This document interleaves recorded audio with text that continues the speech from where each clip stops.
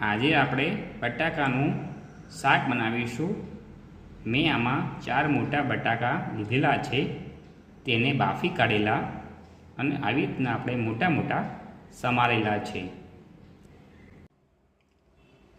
આપણે નોનસ્ટિક તવામાં તેલ ગરમ કરવા મૂકેલું છે।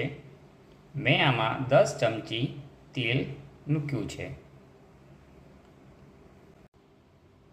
આપણે આમાં અડધી ચમચી જીરું ઉમેરીશું,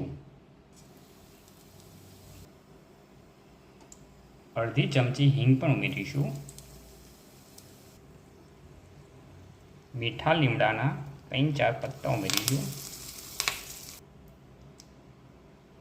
અડધી ચમચી તલ ઉમેરીશું,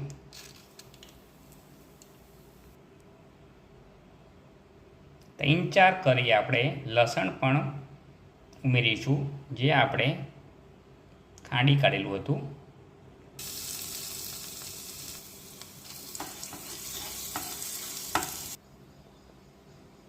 આમાં આપણે મરિયા ઉમેરીશું, જે મેં ખાંડી કાઢેલા, મેં 10 નંગ લીધા હતા।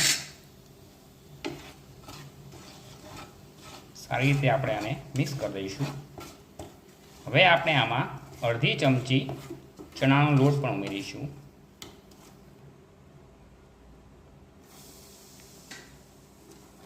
સારી રીતે આપણે સાંતળી લઈશું।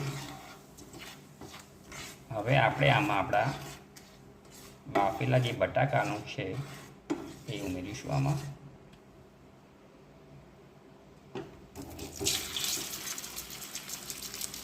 એને આપણે સારી રીતે મિક્સ કરી દઈશું। એક લીલું મરચું કાપેલું ઉમેરીશું,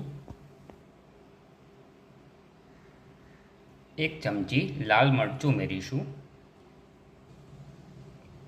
એક ચમચી ધાણા જીરું પાવડર પણ ઉમેરીશું, અડધી ચમચી હળદર ઉમેરીશું, અડધી ચમચી મીઠું, જે સ્વાદ અનુસાર તમે વધારે ઓછું કરી શકો છો। આપણે આને સારી રીતે મિક્સ કરી દઈશું, મસાલાને જે બટાકામાં ભરી જાય। આ શાક બનવામાં તીખું બનશે થોડુંક, પણ મજા આવશે। તમે પણ આવું બનાવજો એકવાર મારી રીતે, સાવ સહેલું જ છે બનાવવામાં। જો તમે જોઈ શકો છો,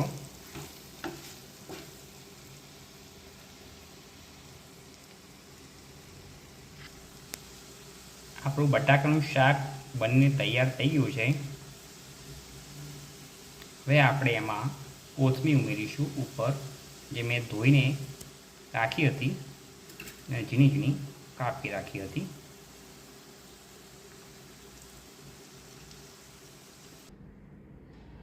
આપણું શાક તૈયાર થઈ ગયું છે।